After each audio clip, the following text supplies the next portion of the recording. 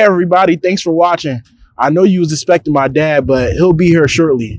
I just got one question to ask you. Have you accepted the Lord Jesus Christ as your personal Lord and Savior? Because if you did, he's the guy you need to talk to. Hey, what you doing, boy? I can do it, Dad. Come on, man. I can do it. My show, I can do it. Wait. What's going on, y'all? I don't know what this kid's trying to do, man. He's trying to steal the show. But I appreciate y'all, being patient. I had to go do something real quick, so I didn't want to let them take over. But yeah, we're going to get into this video. We got a lot to talk about. I got a lot of questions from you guys I really want to get out in this video. First thing I want to say is I appreciate everybody who ordered the book. I had like 100 books to sell. So I appreciate the people who bought it. They sold out quick. So I appreciate everybody who bought those books. But we're going to get into this video. It's a lot to get into. A lot of questions I want to answer. My account was hacked. I told you guys about that. Everybody in society, make sure you guys check the app for the new calendar. Also, check for the new money videos coming up day after tomorrow. So Sunday, you'll have the money video will be available. You guys can watch that. And the link will be on the app. Also, all links are in the description to, join, sign up, or what have you. So you guys will see that as well. But I want to get to this video and really get into the Hebrew Israelite doctrine. The last video I put out, we got into that. But there's a lot of questions I know you guys asked about it that I really want to touch on, and we're going to dig into those questions, all right? Also, real quick, Merkabah Scholar Society members, make sure you guys reserve your spot for the Kemet trip next year. So Monday is the last day for you guys to reserve. You guys got the link. We got to fill those spots up, and they're filling up quick, so make sure you guys reserve your spot. Everybody who's in the society, if you're trying to make the trip next year to Egypt, you guys have the link. I sent out emails. Make sure you guys go ahead and reserve because this is it. This is going to fill up. So make sure you guys reserve. And remember, if for any reason you guys can't make the trip next year, it's fully refundable. So you guys can get a full refund by May. You guys got the email. All the instructions are in the email. Make sure you guys go ahead and reserve and get that out the way. All right? Because I know a lot of people ask about it. So yeah, let's get into this video. Yeah, so a lot of people say that Black people are the true Jews. And I just what does that even mean for real? Who are the true Jews? Yeah, so who are the true Jews? And we're supposed to be the Jews of the Bible. And one of the things I want people to come away with when they read the Bible is the mission, the story of what the Hebrew Israelites were doing as far as conquest, right? So when they're out conquering, remember, God tells them to go out, the Hivites, the Perizzites, the Jebusites, right? The Canaanites, Girgashites, go and utterly destroy all these people. And it's like, okay, so they're going out to destroy these people for what? And they don't really give us an explanation except for these people are supposed to be evil and worshiping a different God, right? So what were we worshiping before the Bible? How can you kill people for not worshiping you when there is no religion that says they should worship you? There's no doctrine saying that we should worship you. There's no angels that's coming to these people saying, hey, worship the one true God or he's going to come and kill you. Right. So these people don't even know, what's going on. They're just getting slaughtered for no reason, right? So who are the true Jews? So when you go and you read in the Bible, you read in the whole conquest of the Israelites, and you read all those tribes I just named, the Jebusites and the Hivites and the Girgashites, what have you, you find out that these people go back to Ham, right? Ham is the progenitor of the black race, according to the Bible. That means African people come from the line of Ham, right?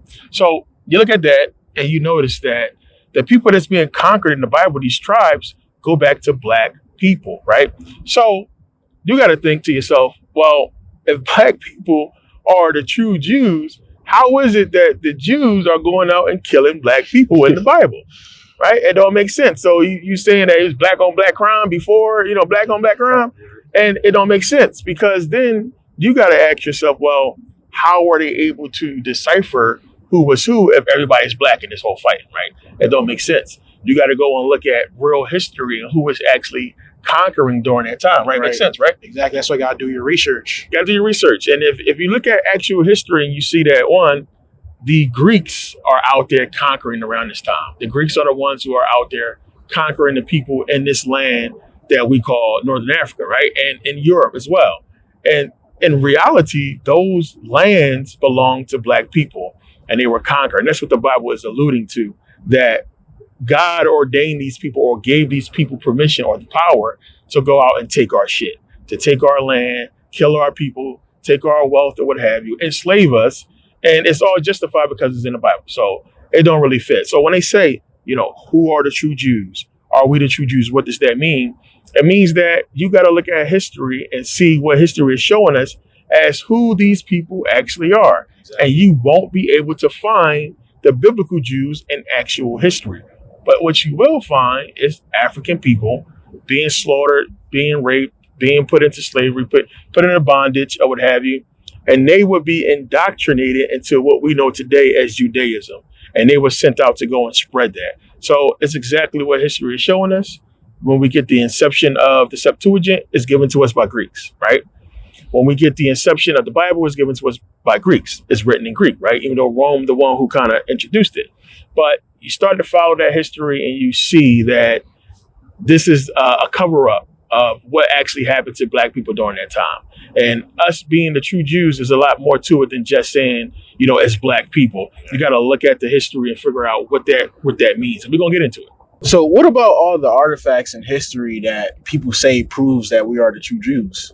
Good question. Good question. So artifacts are what artifacts, right? So the artifacts that exist that's out there today is mostly shards.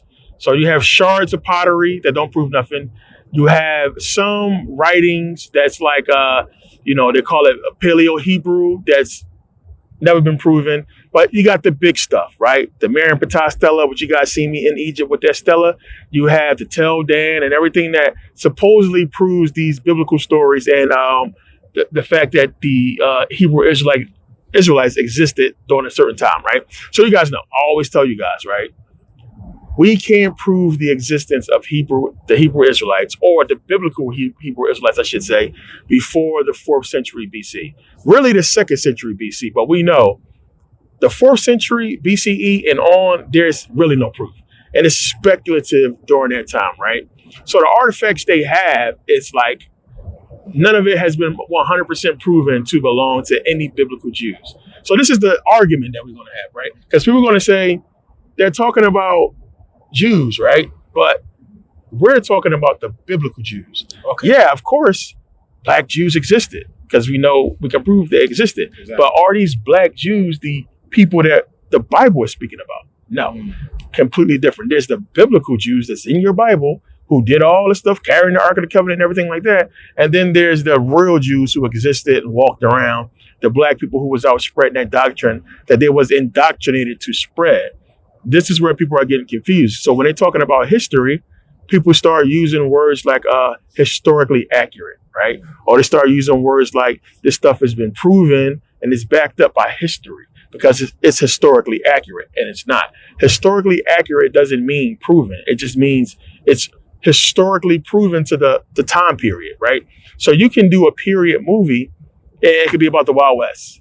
And they'll say, well, this is historically accurate because the clothes that you're wearing in the movie fits what they was actually wearing during that time, right? So that's what historically accurate means. The Bible has historical accuracy because the things it's talking about in the book, we know back then they was actually doing it. The food that they ate, the rituals they was doing, not hard to figure out what they was doing during that time, but none of it proves the story. So you can't say just because they was, sacrificing lamb or what have you, the entire book is true. Right? Yeah, that makes sense. Yeah, no. Right? You can't say the entire Bible is true because they found a shard with some carving in it that a bunch of researchers and scientists can't agree if it's Paleo-Hebrew or not. Right? So it's a lot of stuff and artifacts that's out there that we can't really prove 100% belongs to anybody biblical or proves the Bible. One of the biggest ones we're going to get into is the Dead Sea Scrolls, right? So I'll show you guys the Dead Sea Scrolls in museums all over the world have been proven to be fakes, forgeries, right? The biggest one that people goes to because supposedly there are some manuscripts within the Dead Sea Scrolls that predate the Septuagint Greek. And as I always tell you guys, there is no Hebrew manuscript that predates the Septuagint Greek. And there isn't, right? We haven't found one. But they say some in the Dead Sea Scrolls do, and we know it's bullshit, right? Now, the Dead Sea Scrolls that they have that they say are authentic, we never got our hands on them. They don't allow the public to touch them. We never seen them. So we don't know. We just got to take their word for it. But you got to think about that. How is it for so long that these museums around the world have been able to fool people into believing that the Dead Sea Scrolls were real? And when the scrolls first came out, remember, they were selling leaves, which is a page. They were selling them on the black market. So if this is a holy book that's real and existed, why would they be selling it off? Yeah, it don't make sense, right? So you gotta look at that. And then when you go and start researching all of the so-called artifacts and Mary Stella, there's a whole bunch, I did a whole video on that. When you start researching all this stuff, what you're going to find is going to go back and it's going to either say that it is believed to be, right, or it's inconclusive, meaning all scholars don't agree. There's not enough, proven, information or proven science to prove it. And still, at the end of the day, none of it proves the entire book. Right. It just don't. It don't even prove the story that the artifact pertains to. It just don't. It just exists and it's a question mark. And that's what you'll find with every single artifact. As far as history, there is none, right? Yeah. There's no real, it's a book. It's what's in the book. Nothing in the Bible we have been able to prove story-wise outside of the Bible, meaning all those stories are just stories in the book. We can't find these stories in real life. We can't find in real life Moses parting the sea, right? We can't find in real life Elijah and Elisha having flying fire chariots and shit like that, right? Samson, because his hair is long, superhuman strength, right? But we can parallel all that stuff to what? Greek mythology. Exactly. Greek mythology. So we can go back and find Greek mythology before all this stuff, pair it with the biblical stories and say, hey, you know what? This came first, so this must be where they got it from. So it's a lot of stuff you guys got to look at. And when you get these questions, and when people say to you guys, like, hey, we have this proof, and you say, prove it, because they can't. Okay, so show me what you're talking about. And then you go and you read, and you'll find out that it's not proven. And that's one of the things people like to kick all the time, say, this is proven. This is, it's been proven. We find the wills and the pharaohs and the Red Sea and shit like that. No, it's all bullshit. We found Noah's Ark. No, it's bullshit. So you got to do your research. And that's the thing. A lot of people use the Bible to prove their point when the Bible itself has never been proven. So how can you prove your point? It doesn't make sense. That's a good point. So, and that's the thing. So when I talk to a lot of Hebrew Israelites, man, you guys already know. You see these people in the corner. They pull their Bible out. Read this verse. Read this verse. And that's their comeback. Is that Bible verse. And they read it loud. And yeah, I don't care how loud you read the verse. I don't care how proud you sound. It's not proven, dude. Not right. It's not proven. It's like, dude, you got to prove the verse. Okay, that sounds good enough. But where's the proof? Exactly. So where's those artifacts? Where's the history that back up that verse? It's not there. So what we come to when we get into this whole thing, I always say this, it's always going to come down to faith and belief. At the end of the day, we can argue back and forth all day. And you can believe what you want to believe. I believe what I know. And you're the one who have to walk away, right? You have to walk away with belief and faith. Exactly. I'm going to walk away with proven facts and common sense, right? So whatever you bring to the table in that argument, you can't back it up with proof. You can only back it up with your faith, with your heart, with your feelings and emotions, right? Exactly. And what I say is going to hurt your feelings, which is why we get into these arguments. And your feelings and emotion, they don't hold up to scrutiny and cross-examination, plain and simple. You can't prove it. Just because you feel some type of way about a book doesn't make the book right. So one of the things I hate that the Hebrews do is they say, well, the reason why the doctrine doesn't make sense to you is because God haven't given you the message or God hasn't filled your heart. You don't believe in the book because you can't believe, because you're an Edomite, right? Or what have you. God hasn't given you the feeling or the spirit of knowledge to know what the book actually says. And it should be making sense sometimes. You're like, damn, maybe he's right. Maybe I need to speak to God. Maybe I need to pray a little bit harder because that sounds good. But I know it's some bullshit because, 1 + 1 = 2, no matter what. I could be the ugliest motherfucker on the planet. 1 + 1 going to equal 2, right? I could be the most cold-hearted. It's still going to equal 2, right? That's all I need to know. So it doesn't matter what you feel like I am because I don't believe what you believe. What matters is the proof, right? This is why we have courts. This is why we have courts, and this is why two civilized people walk into a courtroom and argue a point, right? You bring your proof, I bring my proof, and then we present it to a jury of our peers. We have a judge to basically referee the shit, and then game on. Whoever proves their point wins the argument, right? At the end of the day, you got to bring your proof. You got to bring your stuff to the table. And And I'll bring my stuff, you bring your stuff. And that's the thing, like when it comes to just the definition of believe, it's just to have 100% faith without 100% proof of what you know. That's just the true definition of believe. You can look that up right now. So it's like you have to believe, right? I mean, think about that, man. So, if somebody come up to you and say, hey, I got $100 bill, I'm gonna give you change, right? You're going to examine that $100 bill. I use that analogy all the time. You're going to check it out, right? Make sure it's right. That marker. That's real. That's right.